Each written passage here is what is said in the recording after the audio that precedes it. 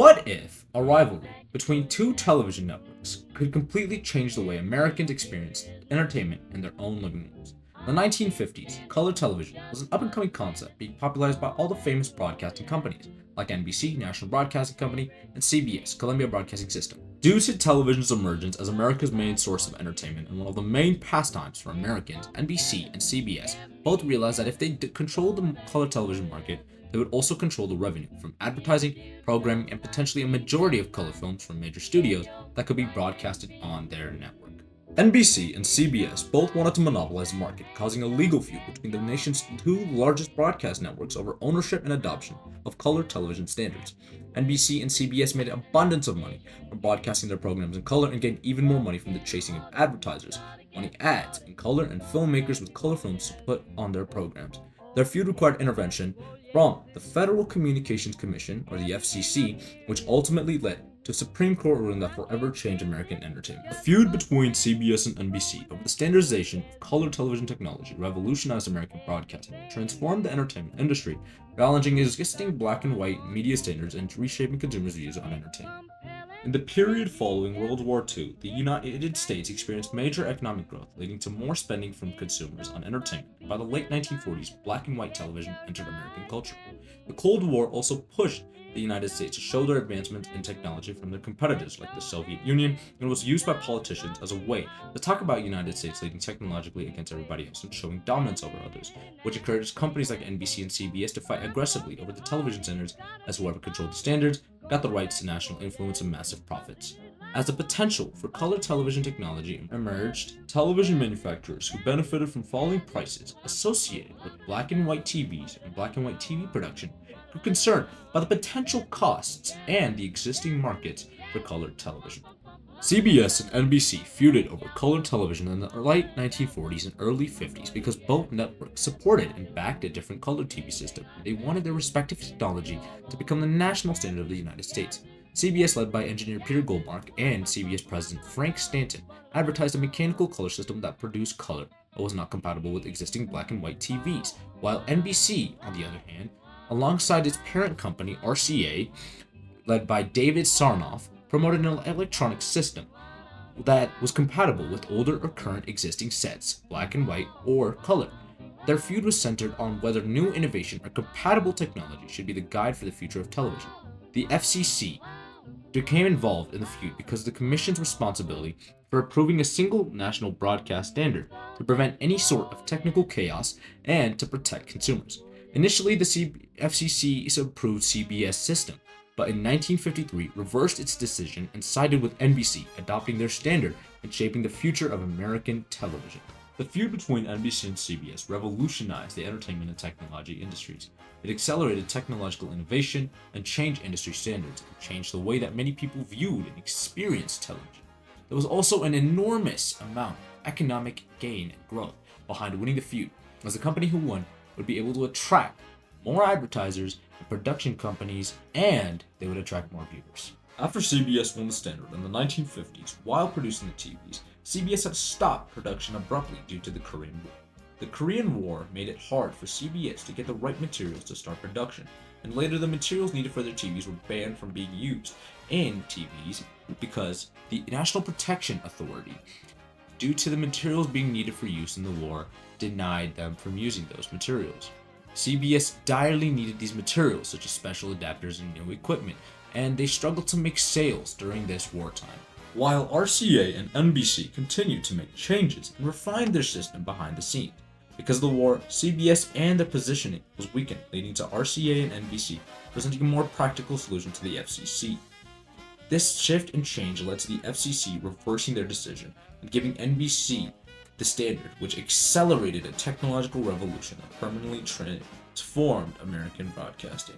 The feud between two companies helped speed up the nation's transition from black and white to color, and once color broadcasting became more and more mainstream, companies upgraded and changed their production costs and their cameras and technology such as production equipment and filming technology, learning from their former competition, color films, which permanently changed the industry as a whole. Although NBC's color television technology was ultimately accepted by the FCC and became the industry standard, color television sales remained slow. CBS, who had the standard initially, marketed their TVs the moment they won the feud and started producing their TVs to sell for $1,000, but by the end of their first year sold only 5,000 sets. Due to slow sales, they lost the standards in the end due to their system not being compatible with existing TVs and trying to force consumers to buy their own color televisions. RCA NBC, under David Sarnoff, to try and boost sales, bought Disneyland, the show, from ABC, who at the time were making half of the entirety of the network's profits from the show alone. With smart purchases of shows such as Disneyland and showing such shows on color, NBC were able to capture a new set of consumers and were able to start booming their business from there, leading to an extensive amount of economic gain.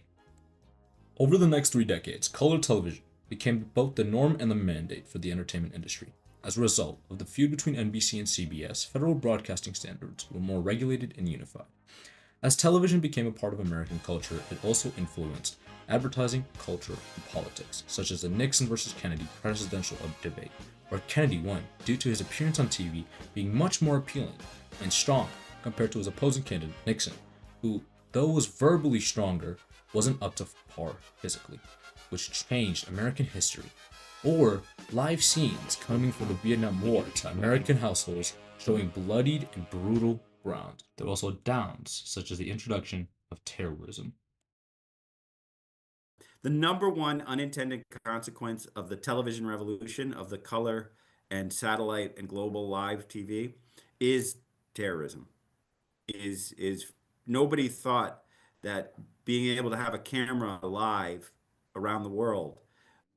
Terrorists realized that they could get their message out to the entire world by committing crimes on live TV or hijacking planes. This led to terrorism being an unexpected long-term consequence of the feud itself. In some ways, terrorists realized that they can communicate to people instantly, hundreds of millions of people, and by taking over TV. And so suddenly in the early 1970s, you have terrorists at the 1972 Olympics in Germany. You have hijacked planes left and right. People start hijacking planes. The introduction of terrorism showed people that the feud meant more than two companies illustrating the standard and trying to control the standard in the market. And it didn't just influence profit margins, but it also influenced national culture itself. The battle between NBC and CBS over color television and its standard was more than just a rivalry or a fight for profits. It was a revolution. A revolution that changed the American entertainment industry forever. It was also an evolution, however. What began as competing mechanical and electronic systems gradually developed into a unified national standard that laid the foundation for modern broadcasting. Each setback, failed test, and public demonstration pushed engineers to refine their technology further, transforming television from a black and white novelty into a vibrant, immersive experience.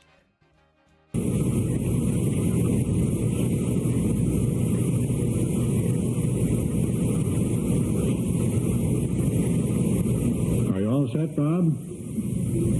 Take it away in full spectrum color. Well, Doug, first I'd like to say this, that I feel doubly honored to have been chosen to be the first one involved in our big change, because there are so many much more colorful characters around here than this reporter. Transition didn't happen overnight. It unfolded, step by step, as innovation replaced limitation and experimentation, which led to ever-long-lasting advancement. Years of testing, public demonstrations, and technological adjustments were necessary before a reliable, safe, and widely accepted system emerged. Compatibility beat quality. What began as a corporate rivalry gradually became a turning point that modernized broadcasting standards across the nation. The feud not only pushed for technological innovation, but it helped reshape and reform the entertainment industry and forever changed how people in America experience television and entertainment, proving that competition can not only drive progress on a market level, but on a national scale.